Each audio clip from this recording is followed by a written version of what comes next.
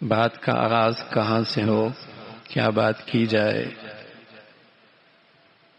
وطن عزیز کے حالات، امت اسلامیہ جن خطرات سے بحیثیت مسلمان ہم کہاں کھڑے ہیں، کمزوری اور کوتاہی اور کمزوری ہم نے کہاں دکھائی ہے۔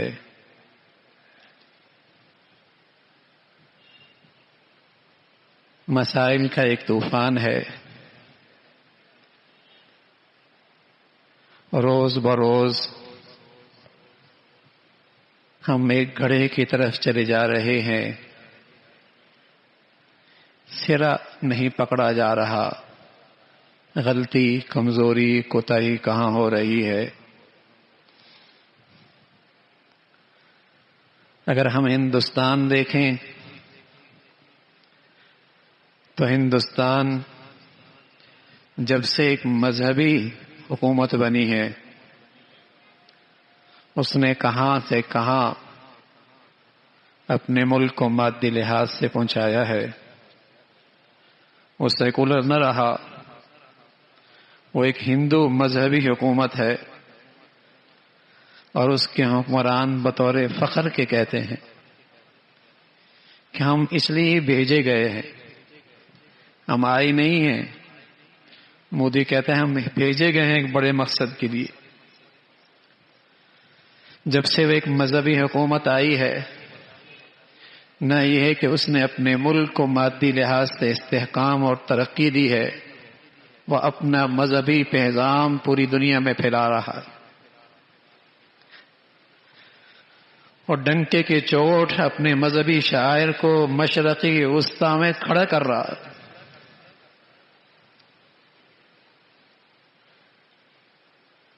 ایران، کوئی شک نہیں کہ وہ ایک مذہبی حکومت ہے، فقہ جعفریہ کے علم بردار ہیں، شیعہ مذہب ان کا ایک نقطہ نظر ہے، لیکن دنیا میں وہ ایک آزاد حکومت کہلاتی ہے۔ ترکی بدقسمتی سے اہل ترک پر ایک بددین شخص مسلط تھا، اتا ترک، جس میں ان کے اندر عصبیت کی نفرت پھیلائی اور لا دین اور لا مذہب قوم بنا دیا۔ تو وہ قرضوں کی زنجیروں میں جکڑی ہوئی قوم تھی۔ پھر ایک شخص آیا، اس کی سوچ مذہبی ہے، اس کی سوچ فکر کے لحاظ سے ایک مذہب پسند آدمی ہے۔ آج اس نے اپنے قوم کو پھر آزادی اور عزت کے ساتھ چلنے کا سلیقہ سکھایا، دفاعی لحاظ سے اور معاشی لحاظ سے وہ آج اپنے پاؤں پہ کھڑا ہونے جا رہا ہے۔ اس کے اندر ایک مذہبی شعور ہے، مذہبی فکر ہے، اور وہ اپنے مذہبی کردار سے شرماتا نہیں ہے، اگرچہ اس کو ایک وقت لگ رہا ہے اپنی قوم کو صحیح رخ پہ لانے کا، کہ ایک صدی تک ایک لا مذہب شخص نے، ایک لا مذہب ماحول نے اس کی قوم کو اس سے بہت دور کر دیا تھا، لیکن انہیں ایک ایسا حکمران ملا جو مذہبی سوچ اور فکر رکھتا ہے، اور دنیا میں مذہبی زندگی کا تحفظ کرنے کے لیے علم بلند کرتا ہے۔ اسے فخر ہے، اس نے اپنی قوم کو قرضوں سے نجات دی، اور وہ آج ایک آزادی کے ساتھ اور عزت کے ساتھ دنیا میں ایک قوم کھڑی ہے۔ اگر ہم قریب میں جائیں تو آج افغانستان جو 40 سال سے جنگ زدہ ملک کہلاتا ہے، لیکن وہاں کے حکمران بدول اعلان کہتے ہیں کہ ہم سچے دین کے پیروکار ہیں، اور ہم کسی کے ڈکٹیشن اور کسی کا حکم، کسی کا آرڈر لینے کے تیار نہیں، اور اپنی مذہبی زندگی سے ایک انچ بھی دستبردار نہیں ہوں گے۔ آج وہ دنیا میں آزاد ہیں، عزت کے ساتھ ہیں، سر اٹھا کے چل رہے ہیں، اور ہم بدقسمتی سے ہندوستان کے ساتھ آزاد ہوئے 70 سے 75 سال ہم پر ایسے نالائق لوگ مسلط ہوئی ہے، الا اکا دکا باقی سارے ایسے نالائق لوگ مسلط ہوئے جن کا مذہب سے کوئی تعلق نہیں تھا، جن کا دین سے کوئی تعلق نہیں تھا۔ ہم تو سچے مذہب کے پیروکار تھے، اور اس ملک کی آزادی بھی مذہب کے نعرے کے ساتھ ہوئی تھی، لیکن 70 سے 75 سال گزرے ہیں، ہم لا مذہب لوگوں کے حوالے ہیں۔ اور بڑی وجہ دنیا، مغربی ممالک، وہاں مذہب تو نہیں ہے، لیکن انہوں نے اپنے ملک کو مادی لحاظ سے مضبوط کر دیا۔ کیوں؟ اس لیے کہ قوموں میں یا ترقی یا استحکام مذہب سے آتا ہے، یا جب اس قوم کو شعور صحیح مل جائے، ایسا نظام تعلیم اس قوم کو مل جائے جس سے اس ملک کے مفادات اور ترقی محفوظ ہو جائے۔ یہ شعور جب اس قوم میں پڑ جاتا ہے تب بھی وہ ملک مذہبی لحاظ سے نہیں، وہ مادی لحاظ سے ضرور ترقی کرتی ہے۔ جاپان نے امریکہ سے شکست ضرور کھائی جغرافی لحاظ سے، لیکن اس نے صاف کہہ دیا ہم اپنا نظام تعلیم تمہیں نہیں دے سکتے، ہم اپنا نظام تعلیم نہیں دے سکتے۔ آج وہ ملک اس نظام تعلیم سے اپنا قوم کو شعور دیتی ہے، کہ ایسا شعور کہ اس کا بچہ اور بڑا اور سب اپنے ملک کی ترقی اور اس کے مفادات کو محفوظ کرتے ہیں۔ قوم کو شعور دیا۔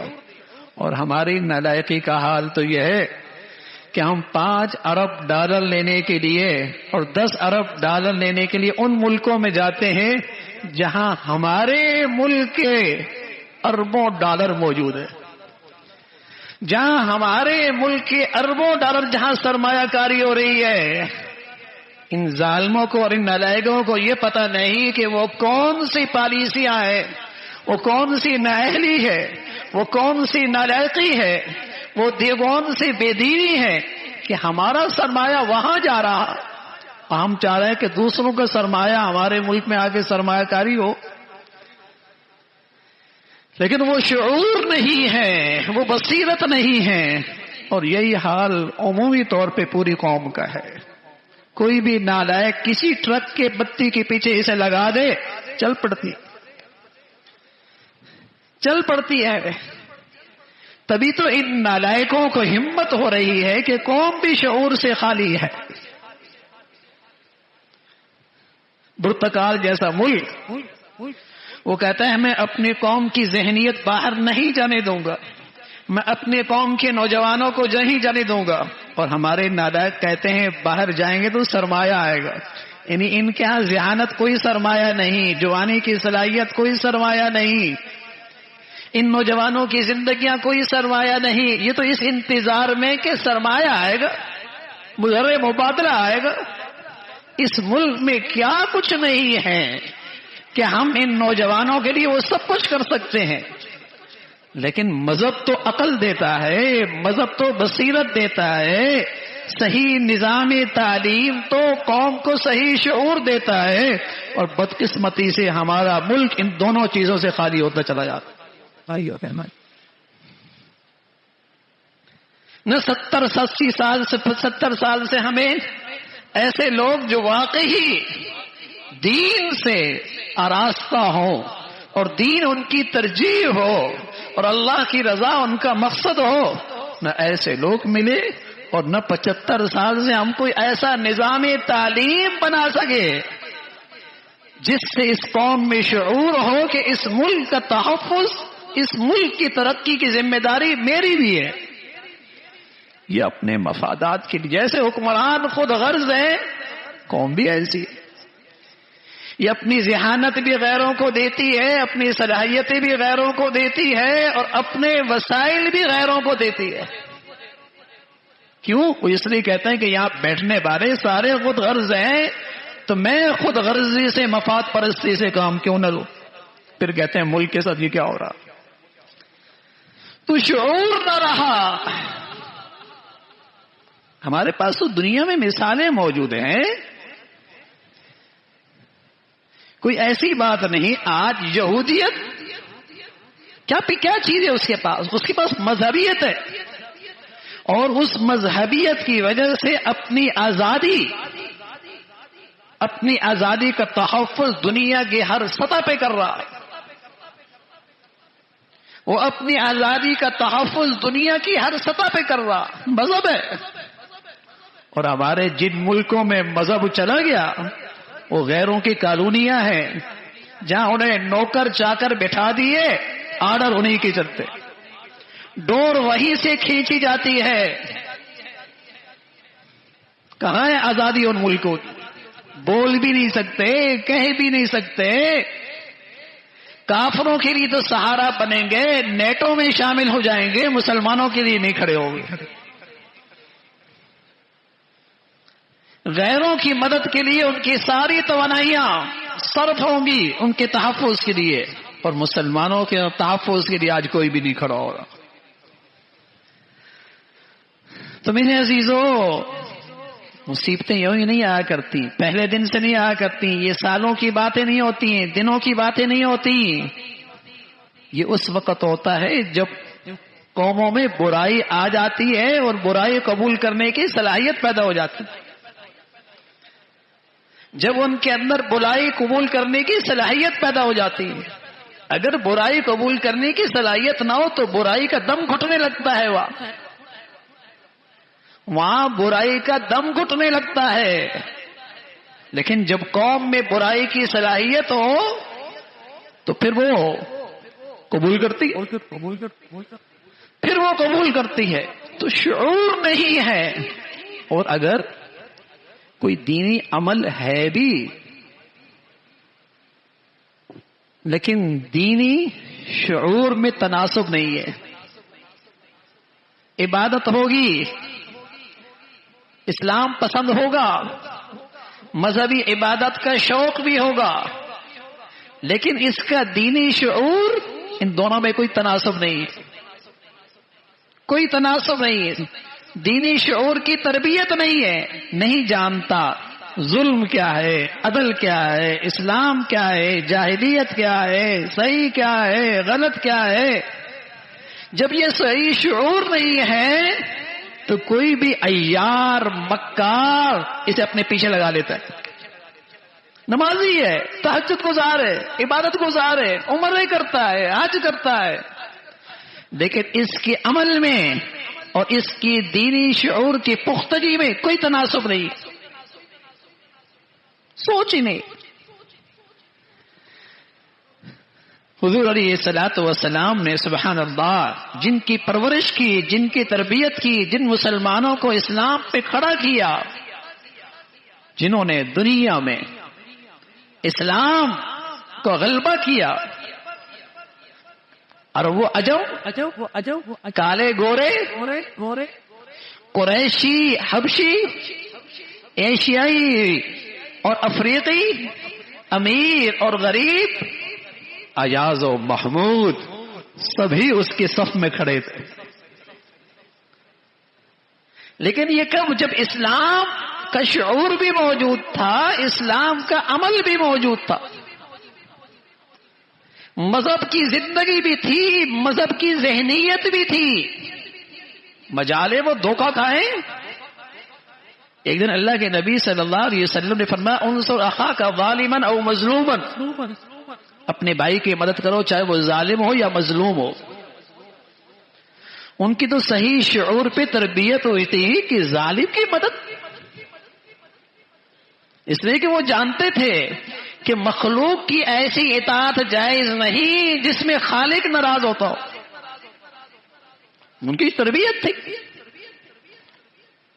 ان کی تربیت تھی کہ مخلوق کی ایسی فرما برداری جائز نہیں جس میں اللہ کی نافرمانی ہو. اور اللہ کے نبی صلی اللہ علیہ وسلم کہنے لگے انصر اخاک ظالما او مظلوما، اپنے بھائی کی مدد کرو چاہے وہ ظالم ہو یا مظلوم. بولتی ہے. کہا یا رسول اللہ، مظلوم کی مدد تو سمجھ میں آتی ہے کہ میں اس کے ساتھ تعاون کروں، مدد کے لیے کھڑا ہوں، ظالم کی مدد کیسے کروں گا؟ حضور علیہ الصلوۃ والسلام نے فرمایا ہاں مجھے خوشی ہوئی، تمہاری تربیت ٹھیک ہے، تمہاری ذہنیت صحیح ہے، مجھے اور اطمینان ہوا، کبھی تم ظالم کی صف میں نہیں کھڑے ہوگے، کبھی تم بے دین کی حمایت میں نہیں کھڑے ہوگے، کبھی کسی ظالم کے ساتھ تم معاون نہیں بنو گے، مجھے اطمینان ہو گیا۔ لیکن سمجھو میری بات، میں جو کہہ رہا ہوں، اپنے بھائی کی مدد کرو، چاہے وہ ظالم ہو یا مظلوم ہو۔ مطلب یہ ہے کہ ظالم کی مدد یہ ہے اس کو ظلم سے روک دو، ظالم کی مدد یہ ہے اس کو ناجائز سے روک دو، اسے غلط کام سے روک دو، اسے اللہ کی نافرمانی سے روک دو، اس ظالم کو بھی روکو، یہ بھی اس کے ساتھ خیر خیری ہے تمہاری۔ لیکن بولے اس لیے کہ وہ صرف عبادت گزار، تہجد گزار، عبادت کا ذوق رکھنے والے نہیں تھے، وہ یہ بھی جانتے تھے کہ دینی شعور کس کا نام ہے، دینی ذہنیت کس کا نام ہے، دینی سوچ کس کی نام ہے۔ آج دینی سوچ نہیں ہے، عبادت گزار ہوگا لیکن اسے اسلام کا ادنا تقاضا کیا ہے دی جاتا، ادنا مطالبہ کیا ہے اس سے وہ بے خبر ہوگا، جاہلیت کا پیروکار ہوگا، جاہلیت کا حمایتی ہوگا۔ تو آج اگر دیکھا جائے تو دنیا مذہب کی طاقت سے فائدہ اٹھا رہی ہے، چاہے بہت جگہ پر مذہب غلط بھی ہیں، لیکن پھر بھی وہ مذہب کی طاقت سے واقف ہیں کہ مذہب بڑی طاقت ہے، یہودیت جانتی ہے۔ آپ دیکھے ہوں گے آج کل ان کے عسکری ادارے اور ان کے افواج تورات پڑھتی ہوئی نظر آئیں گے، تورات پڑھتی ہوئی نظر آئیں گے، عبادت کرتی ہوئی نظر آئیں گے، نمازیں پڑھتی ہوئی نظر آئیں گے، دعائیں کرتی ہوئی نظر آئیں گے۔ وہ جانتے ہیں مذہب کے بغیر طاقت نہیں ہوتی، اور ہمیں لا مذہب بنایا جا رہا ہے، ہمیں مذہب سے دور کیا جا رہا ہے۔ دنیا مذہب کی طاقت سے فائدہ اٹھا کے، اس کی طاقت سے فائدہ اٹھا رہی ہے، اپنی دنیاوی ترقی کے لیے بھی، اپنے ملکوں کے استحکام کے لیے بھی، اپنی آزادی اور سر اٹھا کر چلنے کے لیے بھی۔ اور ہمیں وہ جانتے ہیں اگر یہ قوم بھی اگر مذہب پہ آ گئی اور مذہبی سوچ کے ساتھ آگے بڑھی تو پھر ان کی غلامیت کی زنجیریں ٹوٹ جائیں گی۔ پھر جو یہ نفرتوں کی آگے ہیں، رنگ نسل وطن علاقے، رنگ نسل وطن علاقے، صوبائیت، قومیت، گروہ بندیاں، فرقہ واریت کی آگ، انہیں پتا ہے اسلام میں تو عرب و عجم کو، ایشین اور افریقی کو، قریشی اور حبشی کو، امیر اور غریب کو، سب کو ایک صف میں کھڑا کر دیا تھا۔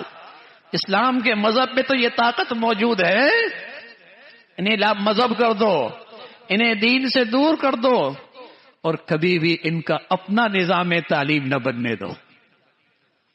اس لیے کہ جب انہیں اپنا نظام تعلیم مل گیا تو ان کے قوم میں شعور آ جائے گا، یہ اپنے ملک کے مفادات، اپنے ملک کی ترقی کو سب سے پہلے اس کو ترجیح دیں گے۔ تو میرے عزیزو، اگر ساری خرابیوں اور برائیوں کی جڑ دیکھیں تو آج ہم مذہب کی زندگی سے اور صحیح شعور سے محروم ہوتے چلے جا رہے ہیں۔ اللہ اس فتنے سے ہم سب کی حفاظت فرمائے اور ہمیں صحیح فیصلے کرنے کی توفیق عطا فرمائے۔ وآخر دعوانا الحمدللہ رب العالمین۔